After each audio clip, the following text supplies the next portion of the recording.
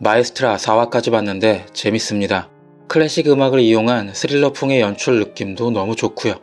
지난주 4화에서는 차세음의 엄마가 레밍턴 병에 걸렸고 50%의 확률로 유전이 될 수 있다는 사실이 밝혀졌죠.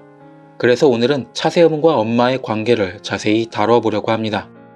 먼저 차세음의 어머니 배정화는 유명한 바이올리니스트였고 아버지 차기백은 이탈리아 바이올린 제작학교를 수석 졸업한 악기 제작자죠. 바이올린을 만드는 아버지와 연주하는 어머니 사이에서 태어난 차세음은 당연하게도 음악의 길을 걸었습니다. 그리고 어릴 적부터 대상을 휩쓸며 어머니를 따라 기대를 받는 유망주였겠죠. 하지만 20살의 차세음은 유학 간 학교를 그만두고 바다에 몸을 던져 자살하려고 합니다.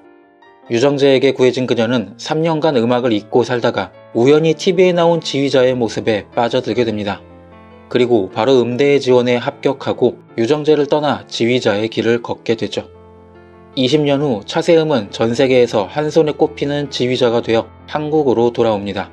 그리고 오랜만에 아버지를 만나 따스한 미소를 짓는데 2층으로 올라간 그녀는 엄마와의 기억을 떠올립니다. 엄마는 차세음의 목을 졸랐고 20년이 지난 지금도 그 기억에 고통스러워하고 있습니다.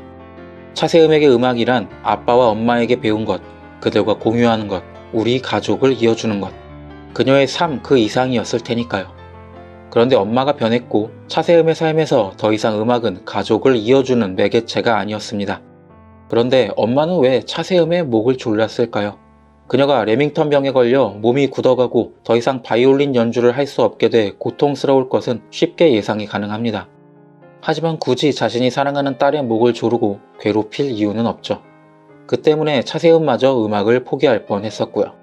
차세음의 엄마는 아직도 그때 일을 후회하며 죽기 전에 딸이 찾아와 주기를 바라며 기다리고 있습니다. 그녀는 유명한 바이올리니스트였습니다. 하지만 어느 날 자신에게 이겨낼 수 없는 병이 있다는 걸 깨닫고 더 이상 예전처럼 연주를 할 수 없다는 사실을 알게 됐죠. 다시는 전처럼 음악을 할 수 없고 그저 천천히 죽어간다는 절망적인 사실만 남았을 겁니다. 그때 그녀의 눈앞에는 어릴 적부터 모든 걸 가지고 태어난 차세음이 있었던 겁니다. 최고의 악기를 만들어주는 아버지와 유명한 연주자 어머니 사이에서 재능을 가지고 태어난 차세음의 미래는 너무나 밝았던 거죠. 자신이 연주자로 예전 같은 빛을 볼 수 없는 어둠에 먹히고 있을 때 한없이 찬란하게 빛나고 있는 딸을 보며 질투를 느낀 겁니다. 좀 이상하지만 예술하는 사람들은 그렇더라고요. 삶에서 무엇보다 자신이 하는 음악이 중요하고 그게 최우선인 삶을 살다 보니 이제는 연주자로 살 수 없는 자신에 비해 미래가 창창한 딸이 너무나도 미웠던 겁니다. 딸을 딸로서 바라보지 않고 바이올린 연주자 경쟁자로 보며 미워하고 절망하며 그것을 폭력으로 표현할 수밖에 없었던 거죠. 그래서 아빠 차기백은 차세음을 멀리 유학 보냅니다.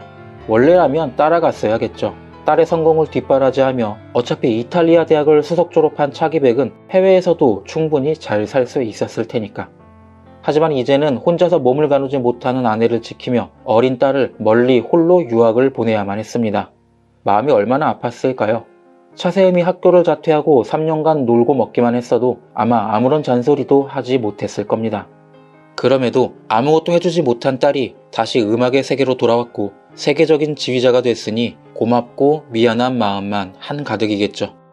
그래서 차기백은 차마 엄마를 보러 와달라고 말하지 못합니다. 그저 차세음이 준비가 되기를 기다릴 뿐이죠. 제가 이 작품을 보면서 놀란 게 이런 인물들의 섬세한 감정 연출인데 모든 걸 다 알려주지 않는데도 그저 들려오는 음악처럼 마음에 직접적으로 와닿게 해주는 듯 했습니다.